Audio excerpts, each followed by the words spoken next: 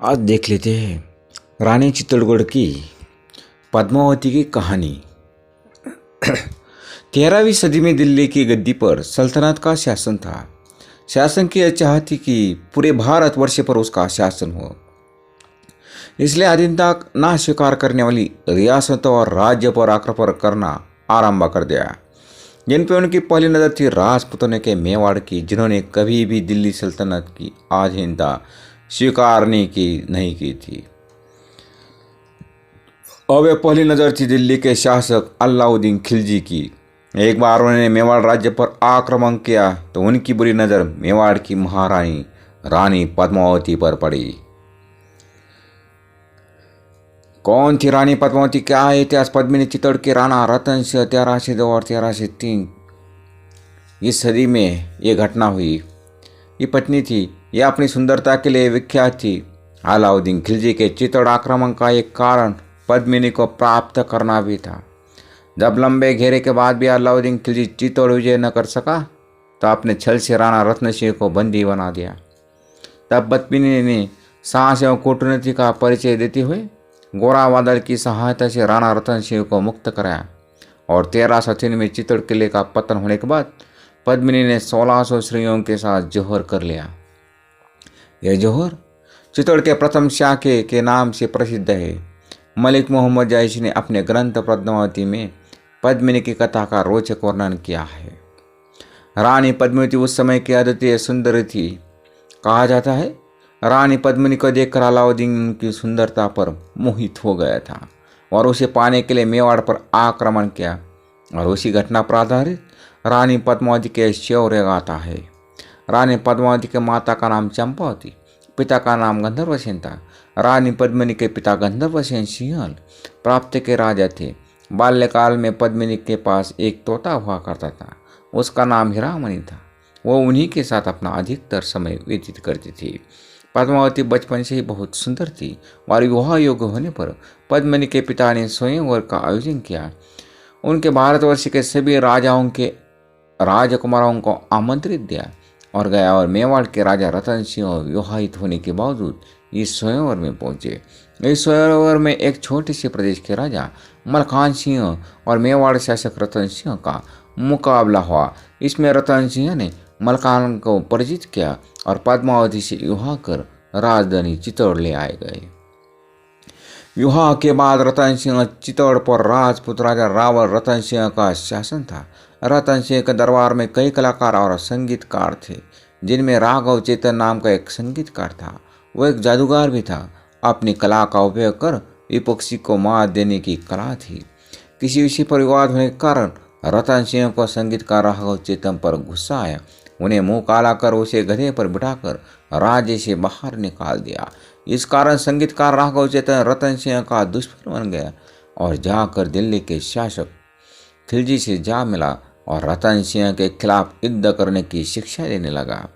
राघव ने खिलजी का दिल जीतने के लिए एक योजना बनाई और दिल्ली के पास ही एक जंगल में छिप गया, जहाँ खिलजी अपने दल के साथ शिकार खेलने आया करता था। जैसे ही खिलजी का दल जंगल में प्रवेश किया तो राघव ने मधुर धुन में बांसुरी बजने लगा। ये सुन खिलजी विचार में पड़ गया और उन्हें अपने दरबार में पेश करने का आदेश दे दिया। राघव चेतन ने चालाकी से रतन सिंह को बर्बाद करने के लिए खिलजी के सामने रानी पद्मावती की अद्वितीय सुंदरता का बखान करने लगा। ये सब सुनकर खिलजी का मोह वासना जागृत हो उठी और उन्होंने रानी पद्मावती को पाने का प्रण ले लिया और अपनी सेना को चित्तौड़ पर आक्रमण कर पद्मिनी को अपनी पत्नी बनाने की सोची।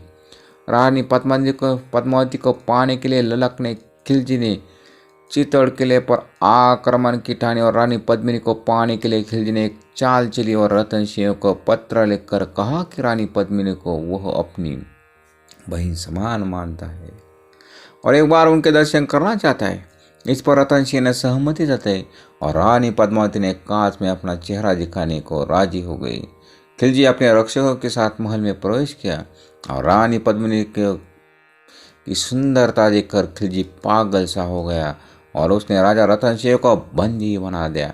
उसी समय सेनापति गोरा बादल ने एक चाल कुचलते हुए खिलजी को पत्र लिखा कि कल सुबह रानी पद्मिनी को खिलजी के हाथों सौंप दिया जाएगा। और अगले दिन सुबह होते 150 पालकी के साथ रतन सिंह की सेना के सेनापति गोरा और बादल साथ थे। उसी समय रतन सिंह खिलजी के अधिकार में बंदी थे। इन पालकियों को देखकर खिलजी उत्साहित हुआ और सोचा इसी में ही पद्मावती को लेकर आए हैं। मगर इसमें गोरा बादल की चाल थी और इन पालकियों में राजा रतन सिंह को बचाने पहुंचे गोरा और बादल और मेवाड़ की सशस्त्र सेना बाहर निकली और खिलजी के चगुल से रतन सिंह को आज़ाद करवा दिया। इस मुठभेड़ में गोरा मेवाड़ी महानायक शहीद हो गया और बादल खिलजी के अस्तबल से घोड़े निकालकर चित्तौड़ की तरफ चल पड़े। जब खिलजी को मिले इस धोखे का पता चला कि रतन सिंह भी हाथ से निकल गया और पद्मिनी का सपना भी धरा भी रह गया, तो उसे बहुत गुस्सा आया और चित्तौड़ पर आक्रमण करने की ठान ली। खिलजी की सेना चित्तौड़ आ पहुंची, मगर चित्तौड़ के किले में प्रवेश करना उनके लिए असंभव था। इस वजह खिलजी की सेना ने चित्तौड़ के किले की घेराबंदी करी, खाद्य और जल आपूर्ति को बाधित कर दिया और खाद्य आपूर्ति की कमी करने के कारण रतन सिंह ने दुर्ग के द्वार खोलने का आदेश दे दिया और दोनों सेनाएं मैदान में भीड़ पड़ी। इस युद्ध में मेवाड़ी सेना ने सारे सिपाही मारे गए और अब खिलजी ने आदेश दिया दुर्ग के भीतर की राजपूत महिलाओं को बंदी बनाया जाए। और राजपूत सेना के हारने की खबर पाकर रानी पद्मावती ने चित्तौड़ दुर्ग के अंदर एक बड़ी चिता जलाने को कहा गया और जैसे ही खिलजी की सेना महिलाओं को बंदी बनाने के लिए दुर्ग के भीतर प्रवेश करने लगी तो राजपूती महिलाओं ने अपने आबरू की खातिर उस जलती अग्निकुंड में सभी महिलाओं के साथ कूद पड़ी और देखते देखते सभी ने जोहर कर दिया। मेवाड़ के इस जोहर को आज भी लोकगीतों में याद किया जाता है। रानी पद्मावती के संबंध में एक दोहा देखिए, सोते मन में स्मृति सुंदरी, लहर लहर लहरे, चित्र खिंचती चपला क्षितिज पर, कोई न ठहरे जोहर की जीत ले दिल में, तेज तेगा वेग बढ़े, पद्मिनी की सुंदरता में खिलजी की खिल्ली उड़ी। ऐसी थी रानी पद्मावती की कहानी।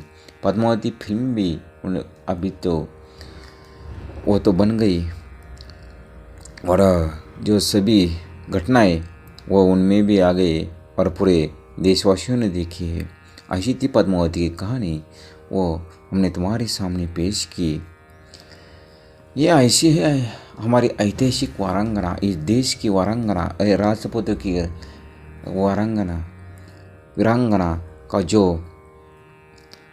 कोई भी आ जाओ लेकिन हमारा धर्म हम नहीं छोड़ेंगे, ऐसी थी ये राजपूतानी। तो जितने ऐतिहासिक घटना जितनी मिली वो सब हमने तुम्हारे सामने पेश की। अच्छी लगी तो कमेंट में ज़रूर बताना और भी अच्छी लगी तो सब्सक्राइब ज़रूर करो। ऐसी ऐतिहासिक घटना मैं आपके सामने हर बार तो आते रहूँगा।